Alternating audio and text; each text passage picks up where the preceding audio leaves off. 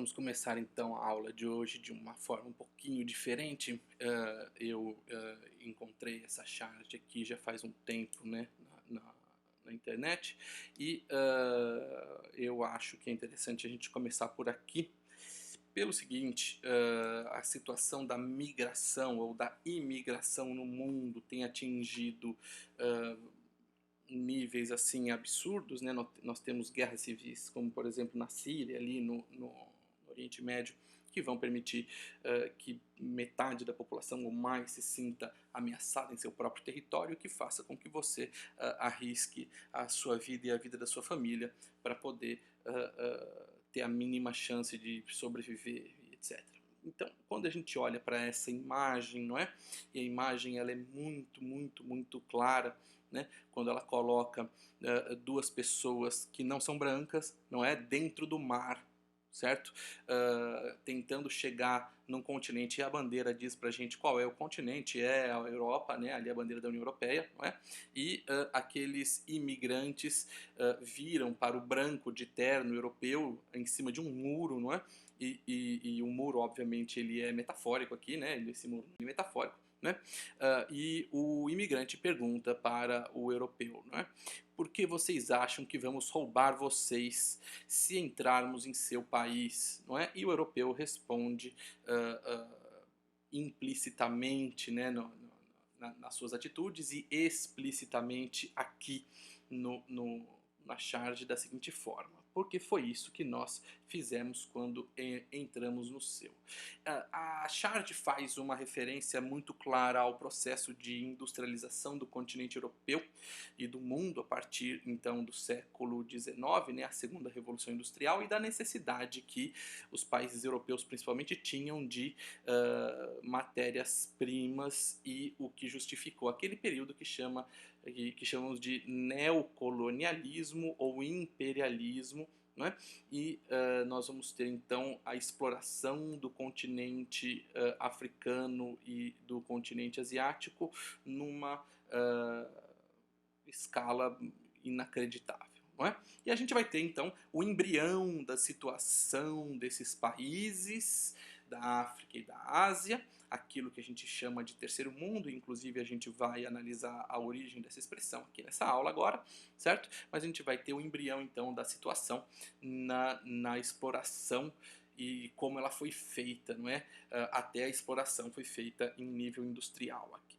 Então nós temos uma charge que aparentemente ela é simples, né, mas ela evoca para a gente contextos muito, muito, muito mais anteriores, não é? Como por exemplo a xenofobia que existe em larga escala no continente europeu, já que todos os imigrantes são vistos como inimigos, não é? Lembrando que a Europa hoje é um continente multicultural, multirracial, não é? Tendo muitas pessoas da China, de países de descendência árabe, não é? Então a gente vai ter muitos indianos, muitos chineses, muitos muçulmanos, trabalhando com a questão da religião aqui agora, certo?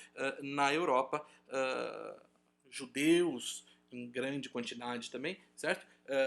E essas pessoas, cada vez que a situação piora, essas pessoas vão ser cada vez mais vistas como o problema a ser resolvido, e não, na verdade, a solução, como a agregação das pessoas. Nós vamos ter mais ideias de segregação. E lembrando que se a ideia parte do princípio da violência, se a ideia parte do princípio da agressividade, se a ideia parte do princípio do abuso da autoridade associado com a divisão da sociedade, não é? Se eu vou ter então de alguma forma grupos sendo identificados como causa unificadora do problema, não é? Eu vou estar falando aqui claramente agora de ideias de extrema direita, de ideias fascistas. Tudo bem? Então, vamos tentar entender como o contexto dessa charge passou para a gente o momento entre a Segunda Guerra Mundial e o início daquilo que a gente vai chamar de Guerra Fria, né? O que aconteceu após a Segunda Guerra Mundial e o início da Guerra Fria, que vai permitir que os europeus larguem aqueles territórios, e o termo aqui não é por falta de opção, foi realmente um abandono, não é, daqueles territórios, e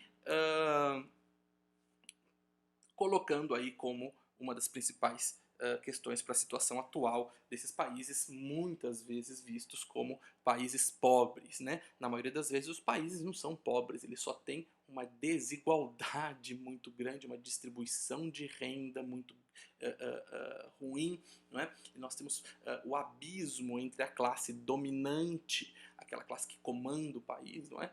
E a classe que de fato sustenta o país com o seu trabalho, um abismo cada vez maior. Então, países da África e da Ásia são extremamente ricos e têm uma das piores, talvez as piores distribuições dessa riqueza per capita, como gostaria de dizer aí os professores de geografia.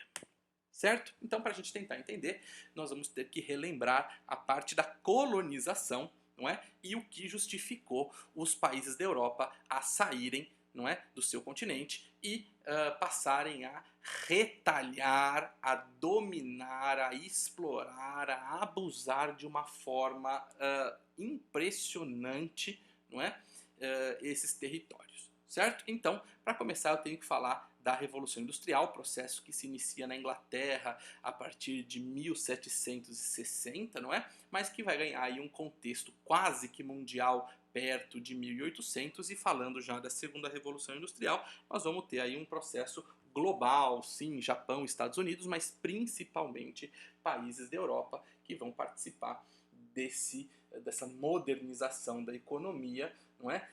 Dessa transição do capitalismo comercial, do mercantilismo, para o liberalismo ou capitalismo industrial, certo? Vem tudo isso, todas essas ideias vêm pra gente do iluminismo, certo? Então eu tenho a Revolução Industrial tomando conta do mundo e eu vou ter uma necessidade muito grande de matérias-primas. A princípio, no início da Segunda Revolução Industrial, né, o processo que durou a Primeira Revolução Industrial na Inglaterra e o início da Segunda Revolução Industrial no resto da Europa, os países utilizando a sua própria matéria-prima e vendendo para o seu próprio mercado consumidor interno, não é? Só que isso se esgota muito rápido, né? A matéria-prima vai se esgotar muito rápido e o mercado consumidor interno de cada um desses países vai ser saturado, vai ser também inundado por produtos, então eu vou ter que sair para buscar tanto matéria-prima quanto mercado consumidor. É por isso que a gente vai começar a falar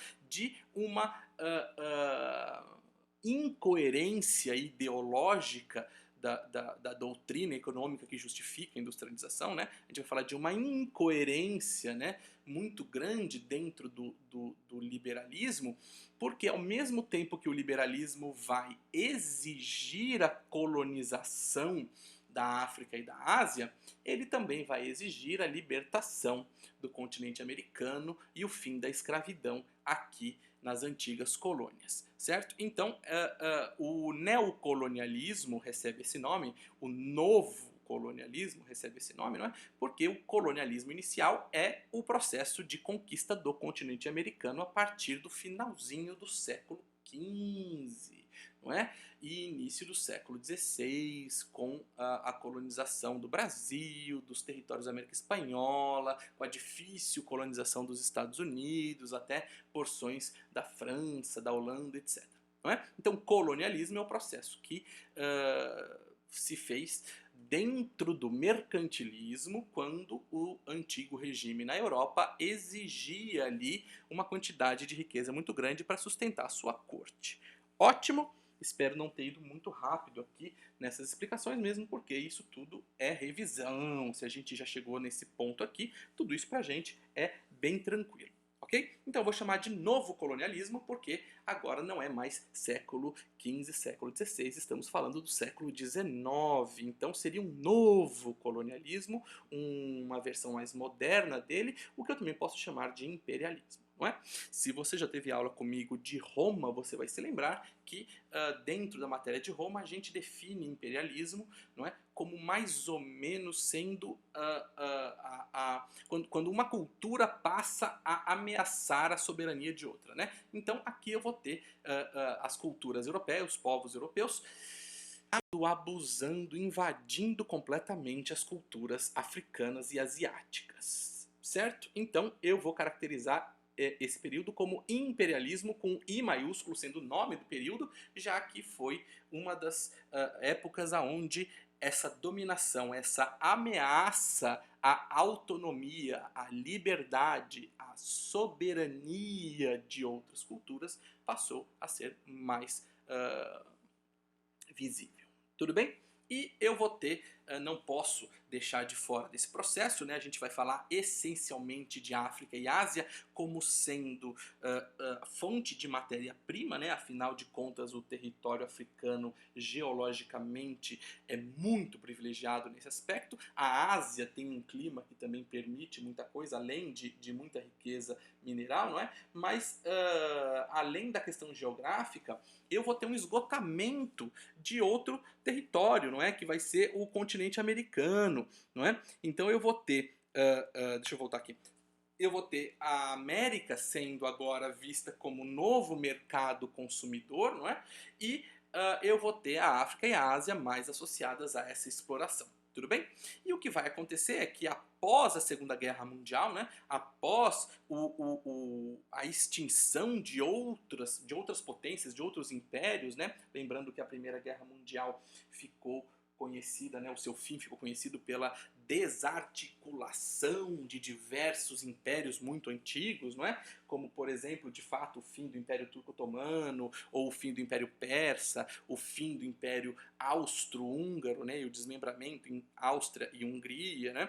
Eu vou ter agora, depois da Segunda Guerra Mundial, grandes impérios, como, por exemplo, o Império Francês ou o Império inglês, né? Agora sim também se desmembrando, se fragmentando. Então vai ser nesse contexto pós-Segunda Guerra Mundial que muitas colônias vão se sentir à vontade para poder lutar pelas suas independências.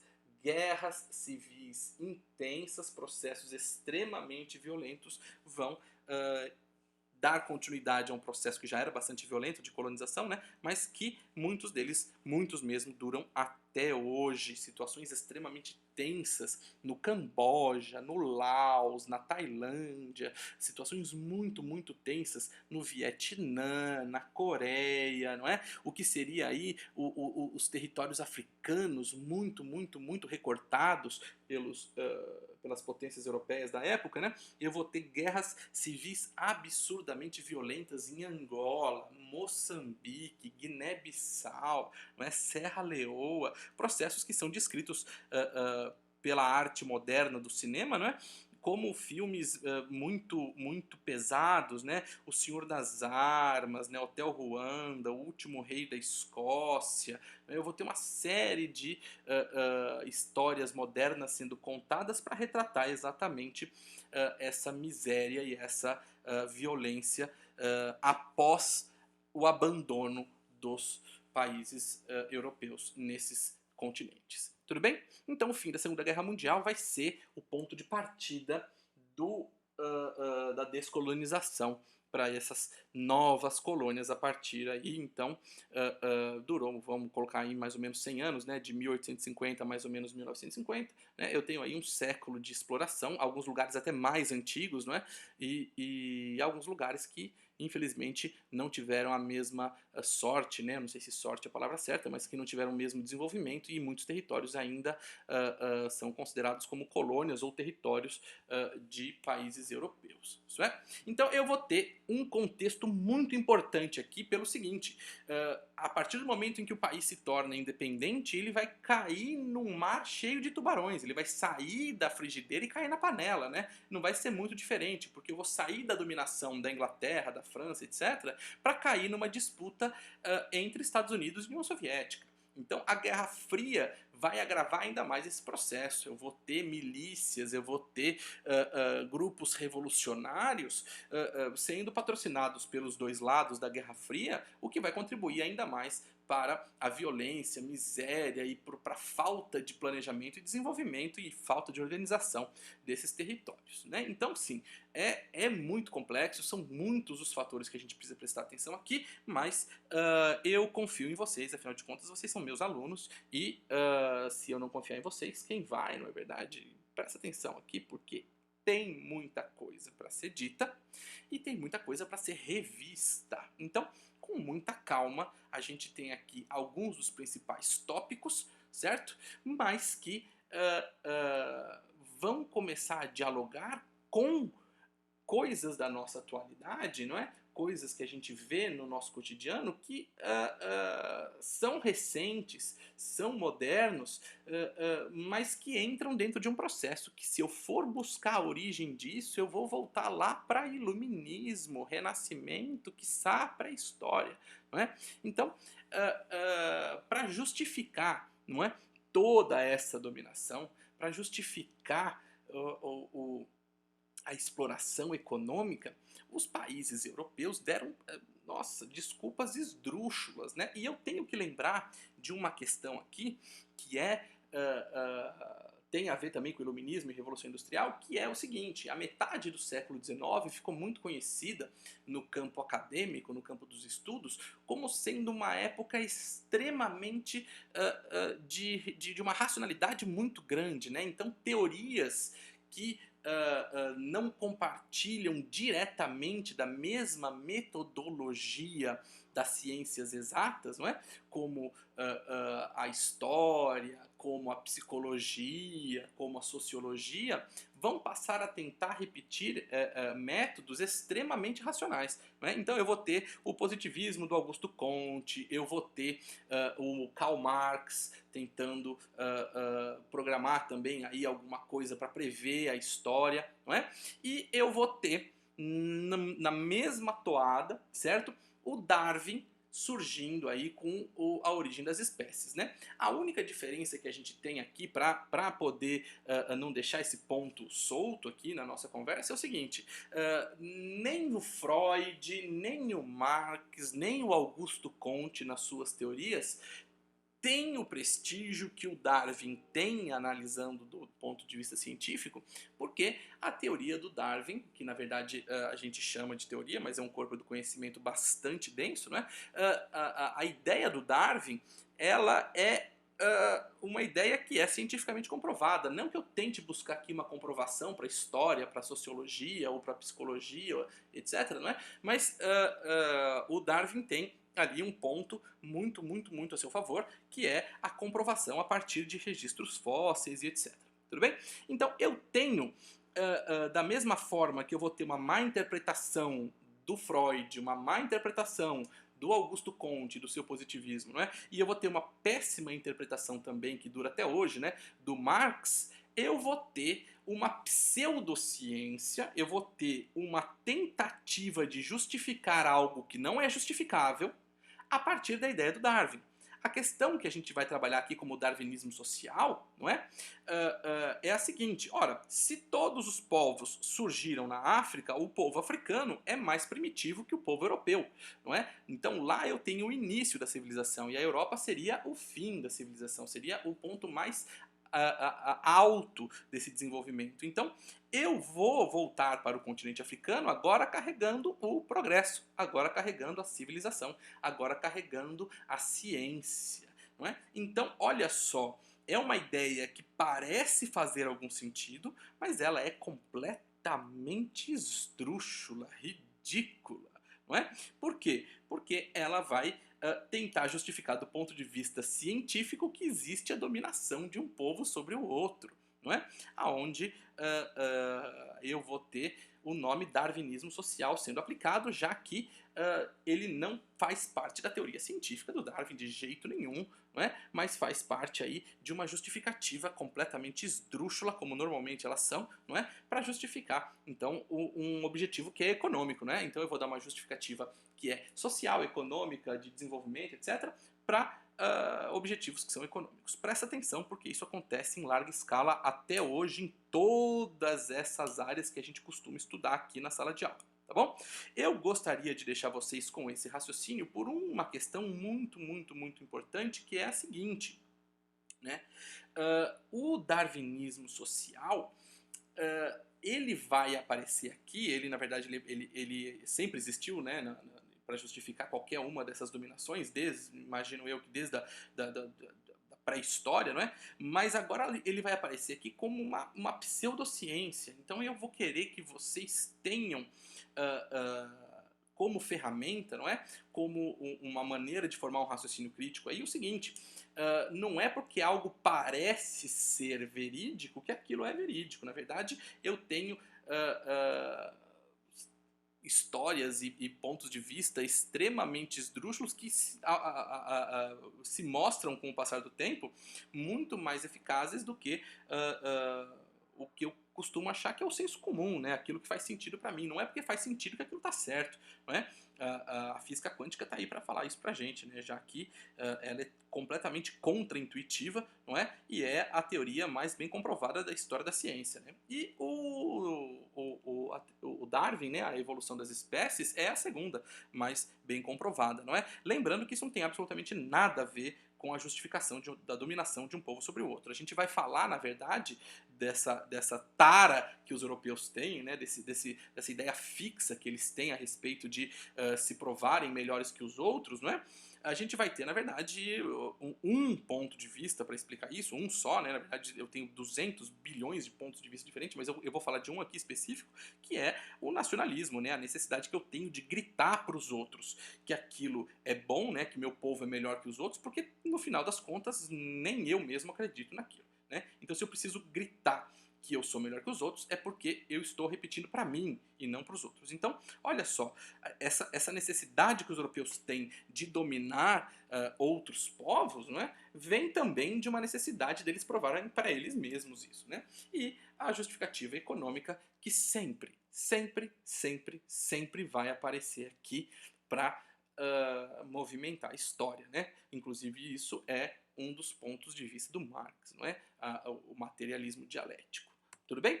E então eu vou ter o surgimento de diversos grupos nacionalistas. Presta atenção, eu vou ter grupos nacionalistas surgindo nas metrópoles, eu vou ter grupos nacionalistas surgindo nas colônias, cada um defendendo seu ponto de vista, a manutenção daquela exploração ou o fim daquele colonialismo, mas o grupo nacionalista, e eu não estou trabalhando aqui com o nacionalismo como ele sendo uma ideia só nociva, não é? Mas o nacionalismo, a partir do momento em que ele acaba por aparecer demais, a ficar tão evidente, é porque ele passa a não só ser uma ideia de união do povo. Na verdade, ele passa a ser uma obsessão para justificar outras coisas. Então, quando eu falo de grupos nacionalistas, eu vou falar de grupos que vão ser violentos, de grupos que vão ser intolerantes, de grupos que vão ser autoritários, não é? E aí eu não consigo me desfazer da ideia geral do que seria o fascismo, não é? Já que as principais características do fascismo são, então, o abuso da autoridade,